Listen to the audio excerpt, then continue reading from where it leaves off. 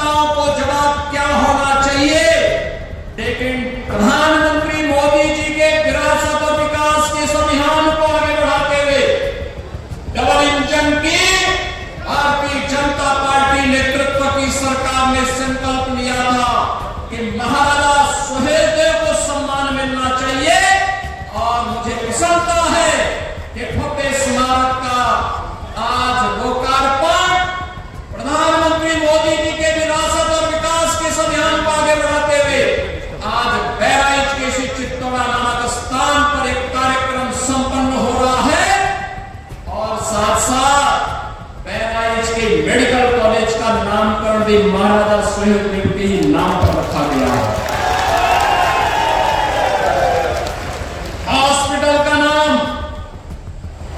वानर ऋषि के नाम पर रखा गया है, जो महाराजा सुहेलदेव के गुरु थे उनके नाम पर। और आजमगढ़ के विश्वविद्यालय को भी हमने राज्य सरकार के द्वारा जो विश्वविद्यालय बनाया गया है उस विश्वविद्यालय का नामकरण भी महाराजा सुहेलदेव के नाम पर रखा गया है। बहनों और भाइयों, महापुरुषों के प्रति सम्मान क्या होना चाहिए, उसकी एक अभिव्यक्ति है यह कार्यक्रम। उसकी एक अभिव्यक्ति है कार्यक्रम। और मैंने इसीलिए बहराइच के कार्यक्रम में आकर के तब कहा था, मैंने कहा था बहराइच के एक घर की बना करके मैंने कहा था कि विदेशी आक्रांताओं का मेहमानंदन बंद होना चाहिए, राष्ट्र नायकों का सम्मान होना चाहिए, हर हाल में सम्मान होना चाहिए। और 1000 साल पहले इस प्रकार के शौर्य और पराक्रम की गाथा एक इतिहास थी, वह सच करके दिखाया था महाराज सुहेलदेव ने इसी भूमि पर दिखाया। आज ही की तिथि है 10 जून 1934, 10 जून 1934। और 10 जून 1934 की स्थिति पर जब महाराजा सुहेलदेव ने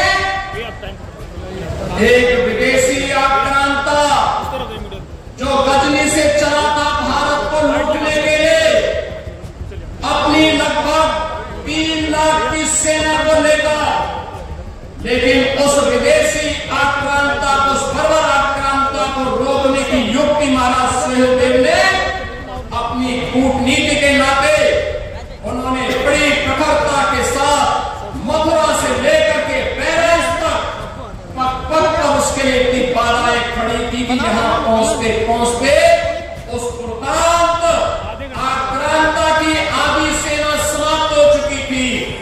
और जब वह इस चित्तौड़ा नामक स्थान पर महाराज सुहेलदेव के सामने पड़ा तो महाराज सुहेलदेव के साथ कुल 20 से 25 हजार योद्धा थे, 1.5 लाख योद्धा सालार मसूद के साथ पास थे। लेकिन 20 से 25 हजार इन वीर पात्रों ने उन विदेशी आक्रांताओं को गाजर और मूली की तरह ऐसा काटा कि उसके बाद वो दुष्ट सालार मसूद यहां जिंदा पकड़ लिया गया। और उसको सजा भी ऐसी हुई कि जो इस्लाम के अनुसार जहन्नुम में जाने की गारंटी देता है। बहनों और भाइयों, और इसीलिए हम कहते हैं, इसीलिए प्रण था प्रधानमंत्री मोदी जी का इस बारे में आदेश था कि राष्ट्र नायकों का सम्मान होना चाहिए। और इसीलिए उस प्रण और उस भाव को व्यक्त करने के लिए मन में एक इच्छा थी, महाराजा सुहेलदेव को जो सम्मान मिलना चाहिए था, इतिहास में भले उनके साथ नाइंसाफी की है, लेकिन डबल इंजन की सरकार उनके साथ नाइंसाफी नहीं होने देगी, क्योंकि हमारे सामने प्रेरणा पुरुष के रूप में ऐसा महापुरुष शौर्य पराक्रम का प्रतीक होना ही चाहिए जो महाराज सुहेलदेव के रूप में आज हमारे सामने है।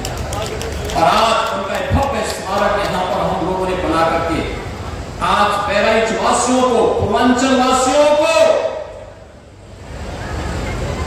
जिन लोगों को जिन्होंने महाराज सुहेलदेव के साथ इस पराक्रम में युद्ध लिया था, उस युद्ध में भाग लेकर के भारत को विदर्भियों के आक्रमण से बचाया था, भारत धर्म और संस्कृति को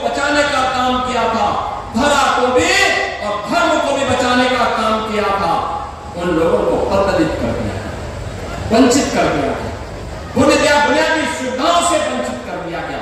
और मैं पूछना चाहता हूं आप इसी अवसर पर कांग्रेस को, समाजवादी पार्टी को, अन्य दलों को पूछना चाहता हूं, क्या किया उन्होंने, क्या किया उन्होंने? महाराज सुहेलदेव को क्यों नहीं सम्मान मिल पाया, क्यों नहीं सम्मान मिल पाया? आखिर महाराज सुहेलदेव के नाम पर एक भव्य स्मारक पहले क्यों नहीं बन पाया? आजादी के बाद क्यों नहीं बन पाया? महाराज सुहेलदेव के सम्मान पहले बनाने का काम जो होना चाहिए था, उनके नाम पे मेडिकल कॉलेज क्यों नहीं बन पाए? उनके नाम पर विश्वविद्यालय पहले क्यों नहीं बन पाए? क्योंकि वोट बैंक की तो चिंता थी, लेकिन महापुरुषों का नाम अगर रख देंगे तो कहीं तुष्टीकरण की नीति फेल न हो जाए और मुस्लिम वोट बैंक के नाते हुए लोग उन विदेशी आक्रांताओं के खिलाफ एक भी शब्द नहीं बोलते।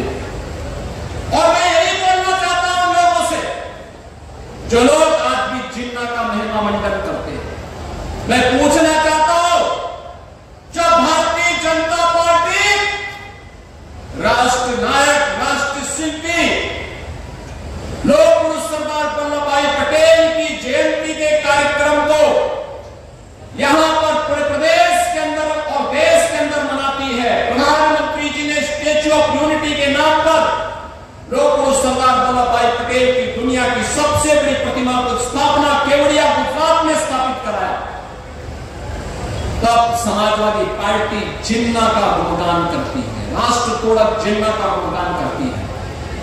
जब हम लोग महाराजा सुहेलदेव के विजयोत्सव को मनाने की बात करते थे, तब कांग्रेस और समाजवादी पार्टी में होड़ लगती थी कि नहीं, गाजी मियां का विवाह होना चाहिए। हमने कहा विदेशी आक्रांताओं का महिमा मंडन नहीं होना चाहिए। और मैं धन्यवाद दूंगा उन सभी लोगों को जिन्होंने इस बार से गाजी के नाम पर होने वाले आयोजनों को पूरी तरह से बंद करवा दिया। विदेशी आक्रांता के नाम पर कोई आयोजन नहीं होने चाहिए।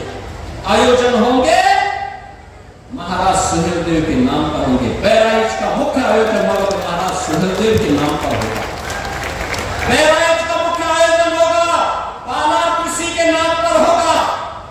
इस मंडल का मुख्य आयोजन होगा आदि शक्ति मां पाटेश्वरी के नाम पर होगा, किसी विदेशी आक्रांता के नाम पर नहीं होगा। और इस संकल्प के साथ आज हम सब आपके पास आए हैं। कौन वे लोग थे जिन्होंने इन महापुरुषों को सम्मान से वंचित किया? कौन वे लोग थे? कौन वे लोग थे जो अयोध्या में राम मंदिर का विरोध कर रहे थे? कौन वे लोग थे जो काशी में काशी विश्वनाथ धाम का विरोध कर रहे थे? कौन लोग थे जो महाराजा बिजली पासी के शौर्य और पराक्रम को भुलाने का काम करते थे? जैसा स्मारक यहां पर महाराज सुहेलदेव का बना है, ऐसा ही भव्य स्मारक महाराजा बिजली पासी का हम लखनऊ में बनाने जा रहे हैं। लखनऊ में बनेगा। उन्होंने भी विदेशी आक्रांताओं को रोका था, दमदारी के साथ रोका था और उनके साथ युद्ध करते हुए, उन्हें पछाड़ते हुए विदेशी आक्रांताओं को दूषित करने का काम किया था। और महाराजा बिजली पासी के नाम पर लखनऊ में इसी प्रकार का भव्य स्मारक बनाने की तैयारी हमारी सरकार ने प्रारंभ किया।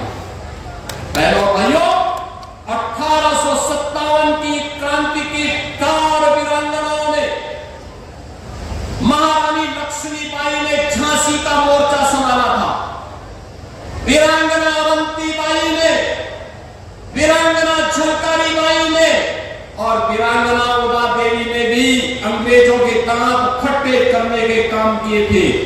आपको याद होगा इन तीनों वीरांगनाओं के नाम पर, महारानी लक्ष्मीबाई के नाम पर झांसी के मेडिकल कॉलेज और विश्वविद्यालय का नामकरण किया जा चुका है।